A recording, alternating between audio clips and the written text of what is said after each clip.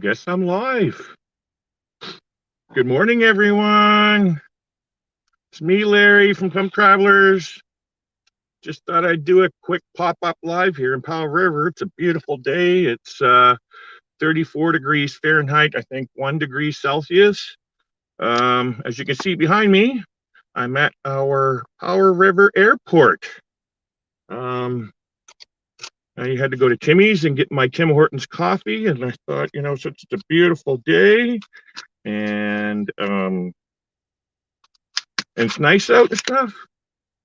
Hey, Ellen, good morning. How are you? Welcome. I haven't been on live in a while, and I was missing doing live, so I thought I'd come on today and do a pop-up live. As you can see behind me, I'm at the Powell River Airport. That's our local airline. It's called Pacific Coastal Express. It does daily flights. Normally, without COVID, it's I think 6 flights a day to and from Vancouver. Got my Timmy's, Dave. Good morning, Dave. So yeah, it goes to and from Vancouver here. It's a half an hour, 30-minute flight from Vancouver to here. And yeah, it just got in. So they already unloaded the passengers. So I think I'll just hang out here and wait for it to load back up. It should be loading soon. They don't have a long layover here. Who's this? Hello, host. Nice to see you. R.S. Chavez. Yes. How are you? Let me see. I'm trying to remember. The Philippines, I think. I met you through, what was his name? Gosh. Oh, I can't remember his name. He does his own he's a big channel. I just come and give. What's this? Oh, sorry. I just come and give like, need more rest. I'm not feeling well. Hope to see you again on stream. Well, R.S. Chavez, please, please, please rest, get some rest, and I hope you feel better soon. Who we got here? We got Eric Rickman. Eric, I apologize. I don't remember your name. My name's Larry, Plump Travelers. I'm here in Powell River, British Columbia, Canada. I'm just doing a quick pop-up live. As you can see behind me, there's an airplane. It's actually called a Beechcraft 1900D. I think it holds 21 passengers. But yeah, it's our local airline called Pacific Coastal Express. And so yeah, I'm just, because it's a nice day, I thought I'd come hang out here and do a quick pop-up live and have my Tim Hortons coffee. All right, what do we got here? We got Eric right there. Oh, from Joe's channel. There we go, Eric. Now I remember. Yes. Oh, I miss my Joe. I wish he'd do more lives every Thursday.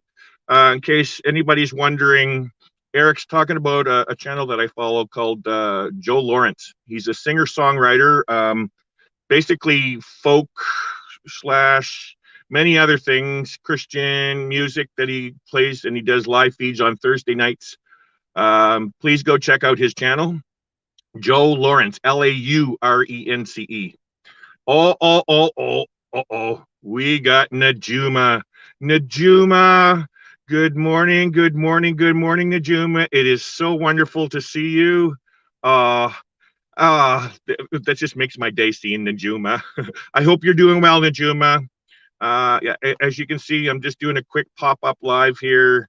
I was just waiting because I'm a nav geek and I love airplanes. And I saw while I was going to get my Tim Hortons coffee, the plane coming in. So, and they're only here for a short period, so they do a turnaround and they fly back to Vancouver. It's a 30-minute flight into Vancouver. I haven't done it yet. I would love to go on this plane. It's a 21-seater. Oh, it looks like they're getting ready already. Doing the walk around, I see. I think you can see that in there because I can see it behind me in the rearview mirror. I'm looking in the rearview mirror. How are you doing, my friend? I am doing great, Najuma. Actually, now that as you know, Najuma, I've been saying all along, here in Powell River during the winter, it rains a lot. Um, some people will say that it's miserable and depressing. It can be. I've been living in Vancouver since 2005. You get used to the rain. Oh, there they just started up the engines. No, no, that's not the engines. That's the APU, auxiliary power unit. They so instead of keeping the power on and draining the batteries on the plane, they use a auxiliary power unit to keep the power going. And so that means when they start that up, I don't know if you can catch it there. No, you won't be able to catch it there. That means they're going to start loading passengers soon and going to leave. You might be able to catch them leaving. I don't want to drive around over to the runway. Might be a little hard to do that. I might be able to catch a look after the plane going because, like I said, I'm a nav geek. What is everybody doing today? How's everybody? Where everybody's at? Najuma, I know you're in New York. How's the weather there? Eric, where are you from, Eric? And RS Chavez, she says she's from the Philippines. My number one bucket list place that I want to visit. Me and Ananda, my wife Ananda, that's our dream place to go. We both love tropical. Living in a place like this, you want to go somewhere warm. Oh, there goes the engine starting up. It's going to get loud. I don't know how loud it's going to be. Hopefully it's not too loud. Peterborough, Ontario. Nice. I've been through Peterborough a few times. I'm originally from St. John, New Brunswick. And I've gone and I have family that lives in Toronto. I actually used to live in Oshawa, Ontario. I still got family that live in Toronto. Oh, nav gas. Oh, sorry guys. I love nav gas. It smells yummy. Sorry. You got to be a nav geek to understand that. So Peterborough, yes, beautiful area. I've been through there so many times on the Greyhound, to and from St. John to Toronto and stuff. I actually missed that whole area down there. My sister, she used to live in Caesarea, Ontario. I don't know if you know where that is. It's, I think, 25 minutes north of Oshawa, Ontario. I'm pretty sure you would know where Oshawa is. Oh, yeah, it's getting louder. I'm going to see. Oh, they already got the APU off. All right, so they're going to be going soon. I might take a drive over. All depends on which way he leaves. Well, you might be able to catch which which directions they're going to take off. I didn't see the windsock to know which directions they're going to take off, but I'm going to take a drive over to where the sorry, just a sec, to where the flying club is. I can't. Well, I actually have the code to get inside to the runway, but I don't want to today. It's not good if you're not really on there on official business. But the president of the flying club, because I live here, they know me, and my wife's uncle was a pilot. They gave me the access code to go in there because they know how much of a nav geek I am. Yeah, so I'm going to go over to the flying club. I'm just going to drive over there. It's just 2 seconds, straight over there, and maybe I can you can see the guy, the plane taking off. It's not going to be the greatest view, but hey, it'll be. Well, actually, no, I can just turn it around. Actually, you know what I'm going to do? I'm going to get outside and show you guys. My coffee's in there. Sorry about the camera. Excuse me 1 sec.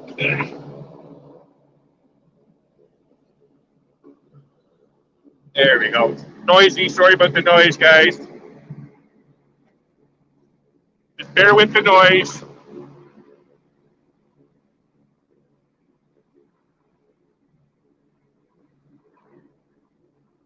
As you can see, it is 34 degrees Fahrenheit. I'm outside in my t-shirt. That's the way we Canadians do it up here. There you go. Oh, there goes the wind blowing at me. Sorry about the wind. I'm going to turn the camera. Sorry, guys. Just give me a minute here.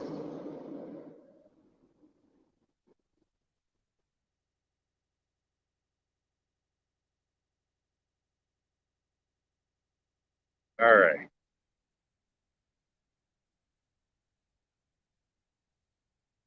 They're a little quieter there. Bear with me. Going to go back here while he goes down to the end of the runway. Then he's going to take off. So Eric, you have the wife has family in Miramichi. Yes, the Miramichi. The Miramichi. Let's do a quick 360 so you can see. Go this way first. So there. I don't know. Actually, I don't know what that tent for. I'm assuming it's for COVID-related things. I never seen it used, but this is something new since the COVID come in. So I'm not sure. And this is our terminal. I'll go after the plane takes off. I'll go over there and show you. But that's it. I live a 5-minute walk from here. Well, no, sorry, about a 10-minute walk. I purposely bought our mobile to be close to the airport because, as I said, I'm a nav geek. I love planes. Give me a sec here. It's going to be taking off. He's just turning around.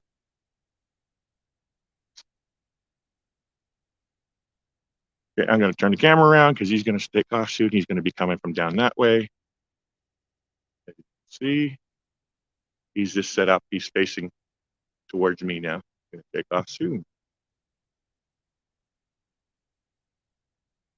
Is there anybody else that are nav geeks in here? Let me know in the comments. Najuma, I know you're in New York, Long Island. If I lived there, I would be at LaGuardia and JFK all the time. Those are dream airports to visit. My biological father, he passed away when I was 3. He used to take us up in his airplane, and I loved it, and that's where I fell in love with flying. Oh, they're on a hold for a long time. I don't understand this long hold. This is not normal. Come on. Oh, there's the windsock there. Now I can see the windsock.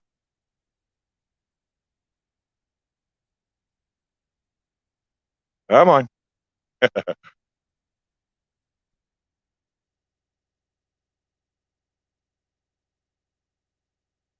I'm sure you guys all know. As soon as you hear the engine start to rev up, that's when it's going to go. But it's pretty steady right now.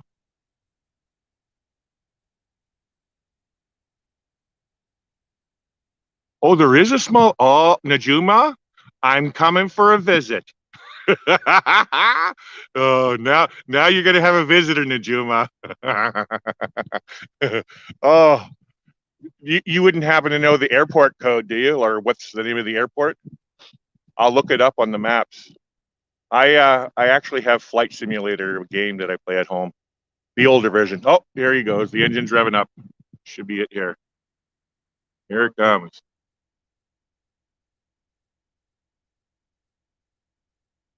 There he is.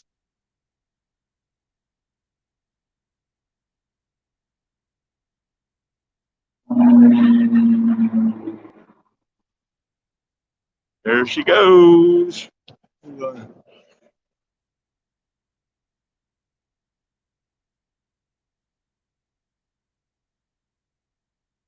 Ah, I love it. And the smell, smells awesome. I'm going to get back in the car. I'm actually still not used to recording in front of people, and I'm still getting used to it. Oh, the nav gas, it smells so nice. Poor Larry, born without weight. Yes. So Najuma says, airport in, Farmingdale, New York. Okay. Eric, amazingly, you're from Peterborough.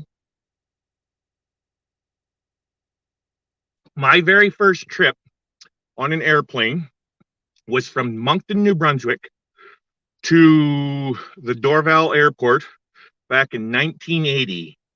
Um, Ironically, I was chosen to go to a Tim Hortons Memorial Camp, which was 25 miles northeast of Parry Sound, Ontario. It was a 10-day camping trip. I was 10 years old. And so, yeah, it was from Moncton to Montreal. And then we had to take a Tim Hortons. It was actually painted in Tim Hortons theme bus from Montreal over to the camp. It was amazing. Loved it. But what I wanted to say is, because you were saying I was poor Larry born without wings. Um, when you back then, they don't do it now, I don't think, or they might. I don't know, because I'm old. Back then, when you get on the plane and they knew it was your first time on an airplane, they give you these little plastic wings. So in a sense, I do have my wings. I don't have them anymore, of course, but I did have some wings. I don't remember the plane. I always thought it was like a DC-10 or a DC-9. I don't remember. It was it's bigger than the 737s that I remember. But I also, because I was traveling with, I think, a group of 20 kids. No adults were with us. They put us on the airplane. We flew to Ontario. We were met at the gate, and I was chosen to hold on to all of them. Back then, they actually had actual airplane tickets, and so they got me to hold on to the tickets, which was a really big thing for a 10-year-old boy. You get to sit at the front of the plane and holding on to all these tickets. And so, yeah, they had some officials, and they were officials. They were in suits and stuff and balloons and stuff. And but they were speaking in French. Now, of course, I am from a bilingual province, but at 10 years old, I had no clue anything about French. So they're going wah, wah, wah, wah, wah, wah, wah, wah, wah, wah, wah. But it was cool, right? For a 10-year-old kid. But yeah, that was my very first experience on an airplane, man, and it's dreamable. That's why I love travel. That's why I'm a travel agent now. That's why I can't wait to get back out and travel. I would jump on this plane in a heartbeat if I was allowed. We're actually not supposed to leave. We're only supposed to be out for essential things only. And I don't know if you know, Eric, or Dave. I live in Powell River, British Columbia, which is I actually posted it, some photos of my place where I'm at, Google Maps of where I live in British Columbia. So you should check it out. It's 3 hours north of Vancouver, or a 30-minute plane ride. We're landlocked. And so during this whole COVID, we were allowed to leave our house to go get groceries. For a while, the restaurants were back open. You were able to dine in, but they have since stopped that again.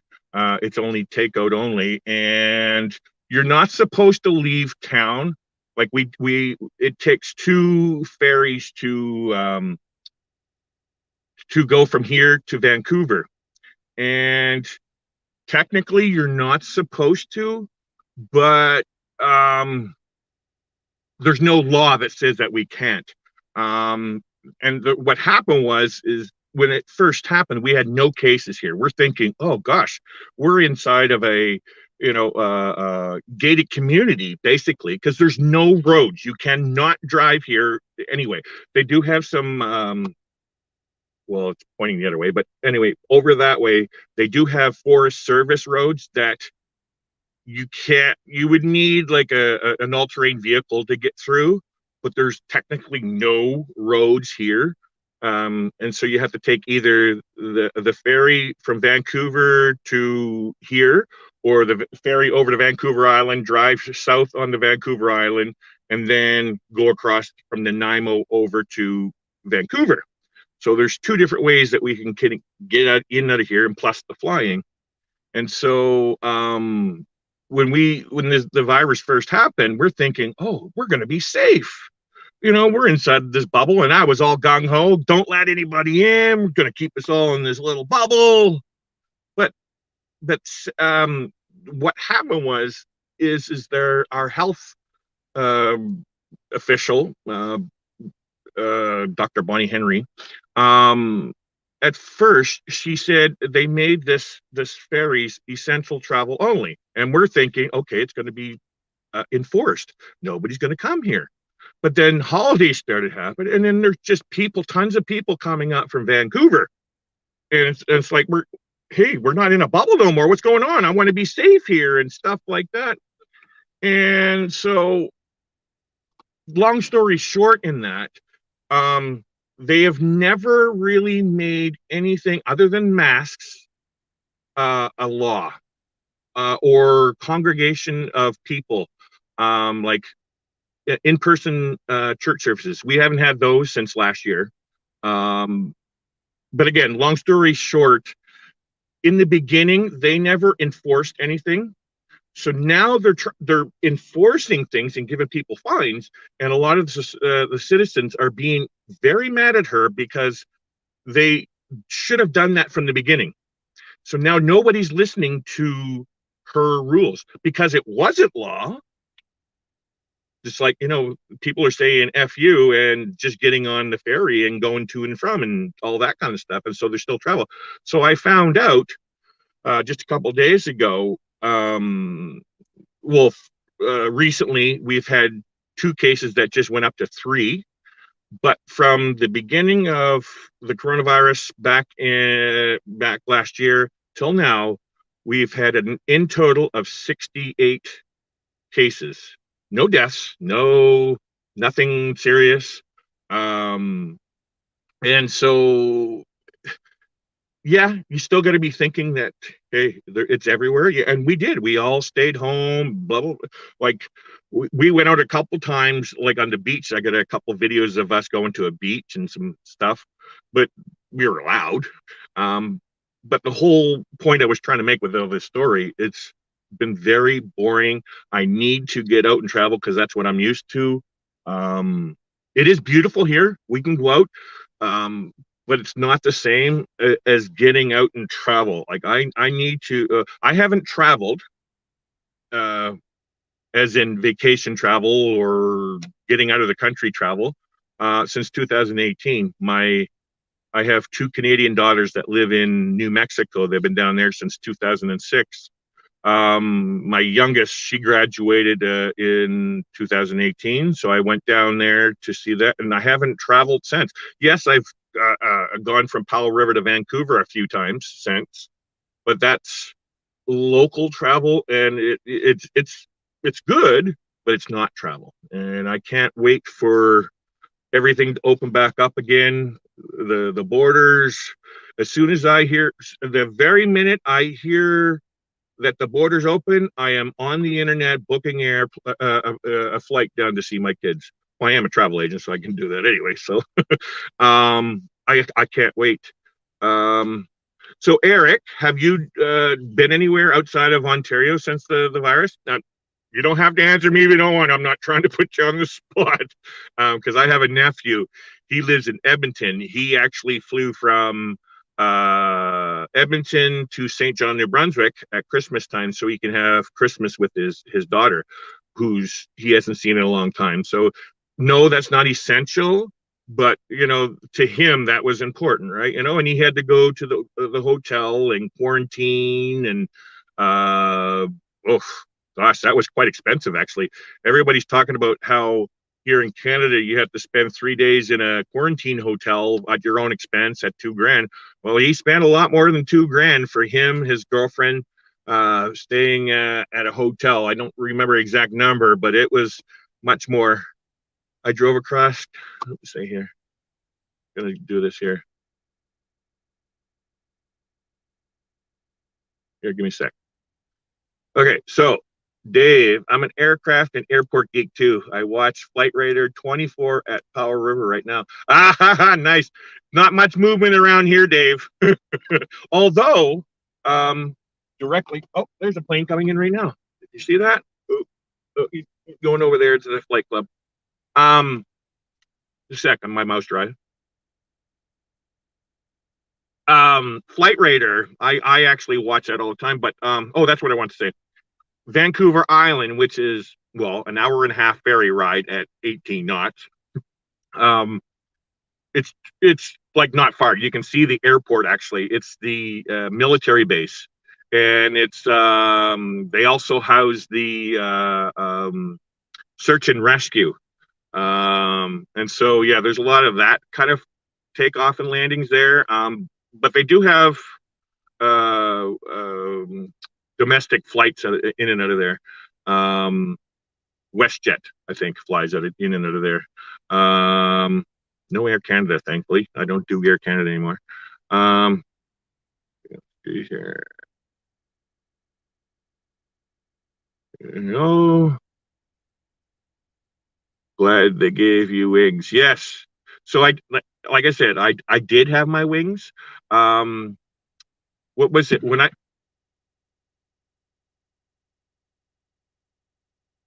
heard a bang? It sounded like a gunshot, but it might have been a backfire in the airplane because that was an old airplane. Sorry. um. Oh, where was it? Oh, the wings. Um. We moved here to Powell River because my wife was originally born here. We were living in Vancouver. Um. Before we moved up here, we come up to visit her mother. Her mother lived here all of her life, and so this one time we came up, and it was my birthday, and my wife knew I was a nav geek and I love flight and all that, and I've always wanted to get my pilot's license, but my life, like I was a cook all my life. I did 20 years in the restaurant business, and I never really had the opportunity to raise up anywhere above supervisor, just in situations and stuff like that. So I never could afford or had the right situation to get my pilot's license. And so, yeah, I never got my pilot's license, but I've been using the flight sim game since it actually came out. Um, and I'm not saying I'm a pilot or anything, but I'm pretty confident if we're ever traveling, okay, I'll tell you right now, if we're ever traveling and the pilots happen to conk out and stuff and they need one of those pilots, I am pretty confident that I can take over that plane with help from, the air traffic control to land that plane. I'm pretty confident that I could do that. Yes, I've only played video games and it's not the same, but you got the idea of what you need to do. I know what the autopilot is. I know what the air indicator, airspeed indicator. I know what those are, right? If the air traffic controller were to tell me to hit whatever. And so, yeah, if you're ever flying, hey, feel confident that you got somebody that can back out. But the point I was getting back to here, sorry, I got sidetracked, is while here on my birthday, my wife bought me an hour's worth of flight time. And the way it works is small aircraft, unless it's a commercial company that offers tours, that if a private pilot brings you up, they're not allowed to charge you anything but fuel. That's the only thing that they can charge you. I don't know how it is in America, but here in Canada, they cannot charge you any monetary thing, because if they were, they have to be certified commercial. But if it's just a private pilot bringing you up in his airplane, he can only charge you whatever the hourly rate for the fuel is. And so here, excuse me, right now, I think it's like $100 an hour. And so, and then it's prorated. So like we did an hour and 20 minutes. So it was 1 hour, And then I think it was 1.4. So yeah, 20 minutes. And so, yeah, they charge you that way. And so while I did that, I was allowed to fly the plane. I actually got to fly the plane with the yoke, the pedals, and with the pilot telling me what I needed to do. And I learned so much from that. It just, and I actually have a video on my YouTube channel. I learned so much, and it was like a dream come true for me. I have to say that was my best um, uh, birthday gift I ever received in my life. Um, that's my story. What do we got here? I drove across Canada last summer with my brother and 3 of my kids. Aha, that is Eric and any of you guys that's never been up to Canada. That drive is breathtaking. I've been across Canada numerous times on Greyhound from the St. John, New Brunswick to Edmonton. I've done that trip, which is 55 hours on a Greyhound bus. I've done that 5 times. I actually drove a 1-ton truck from a U-Haul truck from Brandon, Manitoba to Surrey, BC. And then I've flown, gosh, I have no clue, many, many times across Canada, Toronto to Edmonton, Toronto to BC, St. John, New Brunswick to BC, Moncton to Edmonton, and just tons of flights and all that kind of stuff. So driving across Canada, I highly recommend at least trying it once. I could do it tons more. I just love it. The prairies, a lot of people will sit there and complain about the prairies being so flat and nothing, and it is, but to me, it's fascinating. I like to envision things, like you hear of people looking at trees and imagining, hey, that looks like a duck, or that looks like this or that. I like to imagine what's going on out in those big, wide open spaces, right? I used to people watch. Excuse me. Dry mouth. Sorry.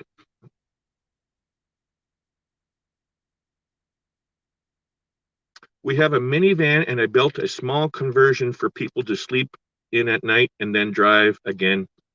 Wow. Eric, I have a story for you. Another one. My mother-in-law, she lives just in Maple Ridge, which is just outside of Vancouver. And she's actually working on buying a house outside, like she's moving like 5 hours away in the interior of British Columbia. And she's looking, because where she's going to need a 4-wheel drive. So she's looking to buy a new 4x4. And so we just found out not too long ago that she is going to be gifting us it's a 2012 Dodge Grand Caravan, which is quite common for people to convert it into a sleeper. And I actually had a tent trailer for a while. I never did get out with it because when I bought it, I didn't realize that I wasn't going to be able to tow it with my car after the fact. It was quite heavy. Anyway, so I sold that. And then we do have tents, and I'm used to camping with a tent, but we have lots of bears here, and mentally it screwed me up. So I was trying to figure out, how am I going to go camping? Because me and my wife both love camping, and there's tons of spaces around here to go camping.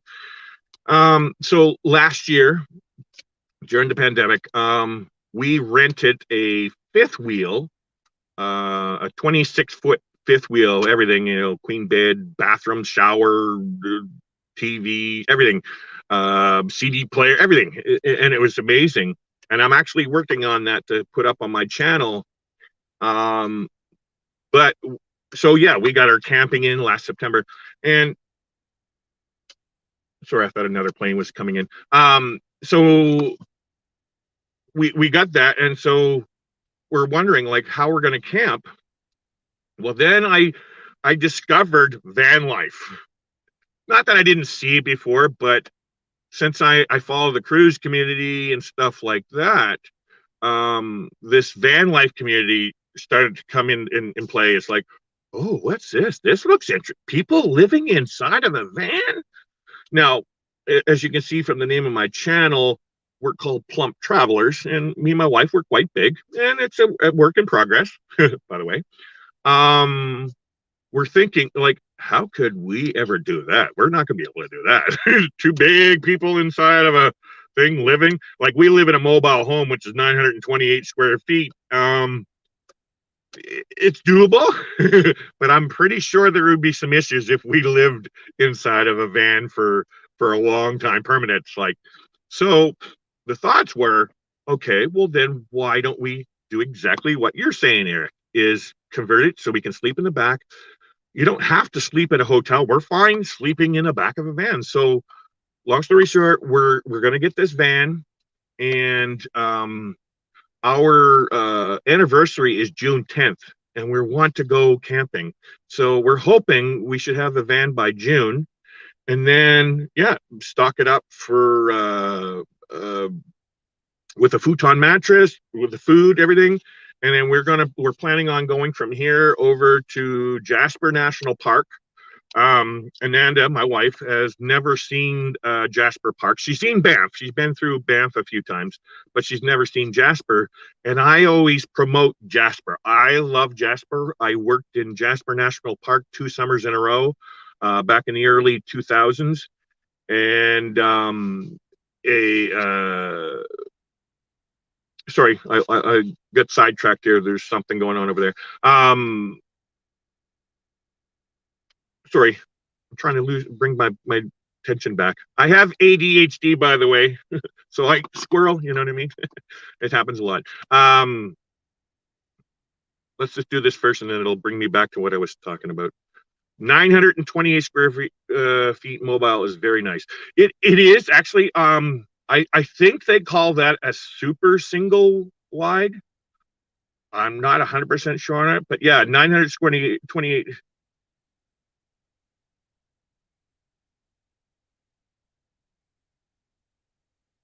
Sorry, definitely film that, Larry. Oh yes, that's what it was. Thank you. See, that brought me right back to what I was talking about. I apologize. So we're planning on going to Jasper. And I used to work at a resort called Mayette Hot Springs. It is roughly 35, 40 minutes from the town of Jasper, which is on the east side of Jasper National Park, just inside the Jasper National Park, close to Hinton. And so, yeah, it's in a road. You come to a place called Pocahontas. It's the campground that it's called. And you drive in 12 kilometers, which is roughly, I'd say, about 8 miles in, and they have hot springs. And so, yeah, I did 2 summers in a row there, from May long weekend until Thanksgiving. So Canadian May long weekend, and so I think it's May 24th till October something. So yeah, I used to go there, but what I wanted to point out with this is that even in July and August, they had snow at this resort because we're in the mountains. It's pretty high up. So yeah, we had snow. And so going to the hot springs pool and sitting in the hot spring pool, and the snow surrounding you, everything like all perfect, like a whiteout of snow, and sitting in the hot springs pool, you feel like $1,000,000. It's I highly recommend everyone going to check out this resort. They've been closed since the pandemic. I'm not sure if they're opening this year. But if you ever get a chance, it's called Mayette Hot Springs, Miette Hot Springs. Yeah, in Jasper National Park. I'm actually, ironically, back then, because it was in early 2000s, I just discovered my photos. I found them in my storage of when I was there. and of course it's film, but it's amazing photos like of when I lived there. It shows the resort and when we used to hike and all that kind of stuff. And so I'm going to be sharing them soon. But so anyway, so we want to go to Jasper, and then I have a nephew that lives in Edmonton. I want to stop in there, spend a day or two with him, and then I'm already in talks. Eric, you know this, Joe. I'm already in talks with Joe of maybe possibly stopping into where Joe lives in what's the name of the place? Vermilion, Vermilion, which is about hour and a half, or roughly. I'm not 100% sure, outside of Edmonton. So yeah, maybe the thoughts are is going to the campground in Vermilion, and Joe and kids and his wife can come along, bring the guitar, and play some music, have some drinks, and yeah, then we can drive back. And then I don't know if I want to go south into the States or just make it a short one and go back towards Kelowna, which is the southeast corner of British Columbia, where I have another niece who just moved there recently, and maybe visit her and then go back to Vancouver, or do a full trip all the way down the States. I don't know yet, but that's our plan there, Eric. You brought that on when you were talking about your minivan. That's so you've already done it. Do you have any like video footage of when you did the drive or anything, or what it's like in the van, how it is? The reason why I'm saying that is I have sleep apnea. I use a CPAP, so I need battery, I need power, right? And I already know how to do it, like, but if I had I'm going to invest in a deep cycle battery, which I know allows me to have 4 or 5 days. I have already tested it out with my father-in-law's deep cycle battery. So yeah, that, and then I need to find out, I haven't figured this out yet, is how to hook it up to the alternator, so it'll, like when we're driving, it'll recharge the battery. So that's something that I'm working on. Yeah, so if you get any pointers on the road and stuff, like showers, did you have a shower, or did you go, or did you stay at hotels? Because I have no problem staying at hotels. It's actually pretty cheap along the way. Actually, I found lots of places when I did it before. I've actually hitchhiked across Canada from St. John to, actually, not all across, from St. John to Calgary. It took me 5 days. It was an adventure that I wanted to do. I had money in my pocket, everything. I just wanted to experience what it's like to do that kind of a journey. So, but that was way way back when I was young. I'll never do it again, but it was an adventure. It's all about travel. So anyway, guys, I'm going to get going here. I just wanted to come on and do a quick pop up. It's been 43 minutes. Wow. Anyway, Eric, it's good to see you. Now I remember, yes, from Joe Lawrence's channel. Hope to see you there again sometime. So maybe this Thursday, if he does have a live on Thursdays. If anybody else is interested, check out Joe Lawrence's channel. He's a great guy. He actually wrote me a song for my channel, which I haven't shared with the community yet. I'm waiting to record a video on that, which I'm going to be doing shortly. For my channel, it's oh, I love it. It's him and his wife sing this song for me. And so yeah, if you're interested, please go check out Joe Lawrence, JoeLaurence Lawrence. Check out his channel. Just want to respond to this. Give me a sec.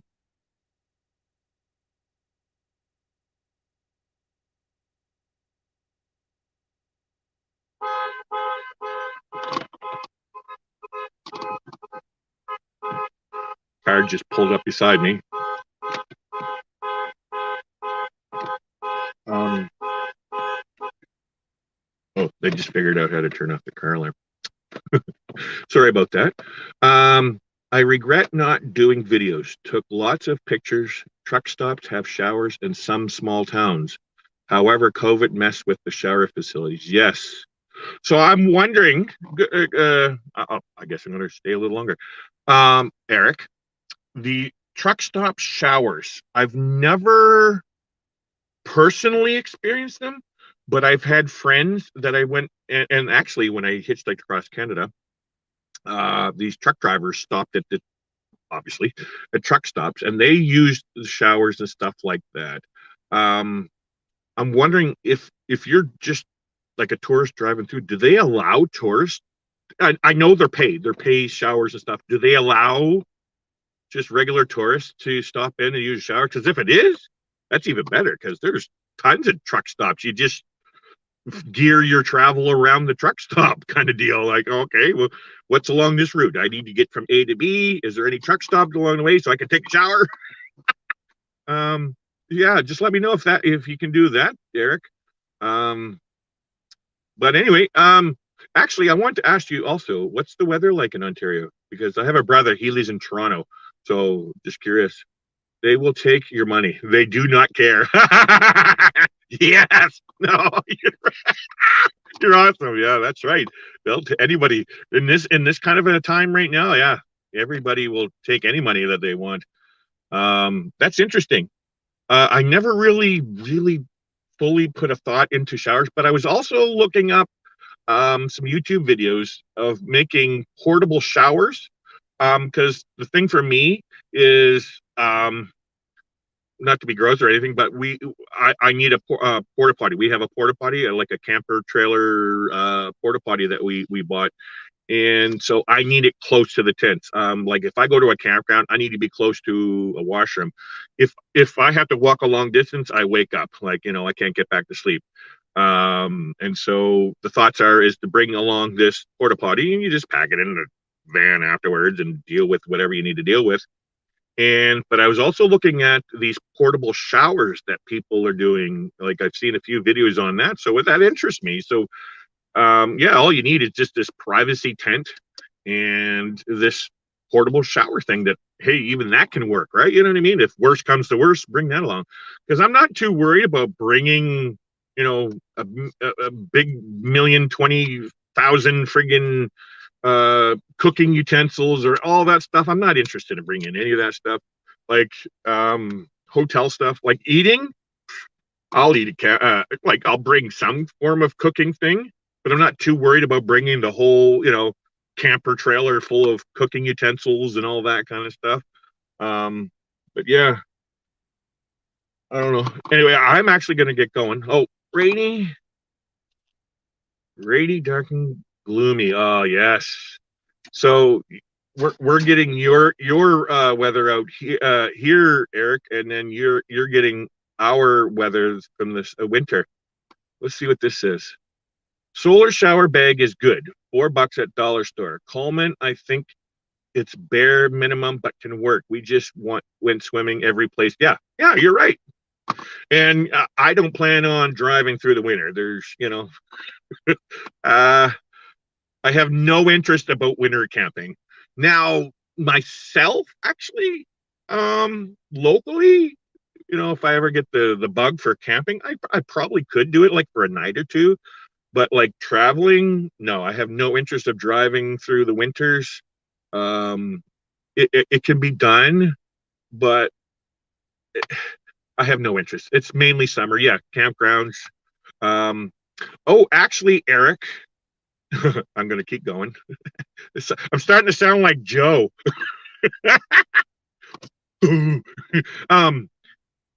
I have a channel that I follow. I don't know if you have seen it. You may most likely not. His name is Dewey Ski. Just Dewey it. And this is a gentleman who is in the cruise community that I follow.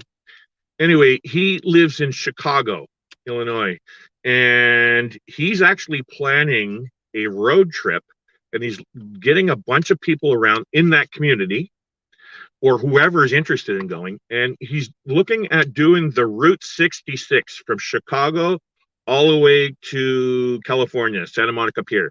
I've actually been at Santa Monica Pier in 2011, but that was when I did a trip to California.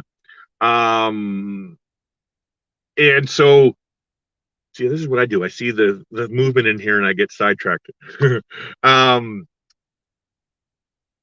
Santa Monica, okay, so Route 66. And so he's what he likes we're like, it's just a planning stage, and this is in 2023. So what he's looking for is whoever wants to join in. Like, if you want to do the whole trip from Chicago to California and back, you're fine to do so. Or if you just want to do a short part of the trip to wherever, just do it. Or you just want to do one leg, whatever, right? And so yeah, he's just starting to set that up, which is, me and my wife are very interested in that. And the reason is my kids, they live in New Mexico, and they live outside of Albuquerque, just off of Route 66. So I've already been on Route 66. I actually have a short video on my channel about the musical highway on the way out to where my kids live in New Mexico.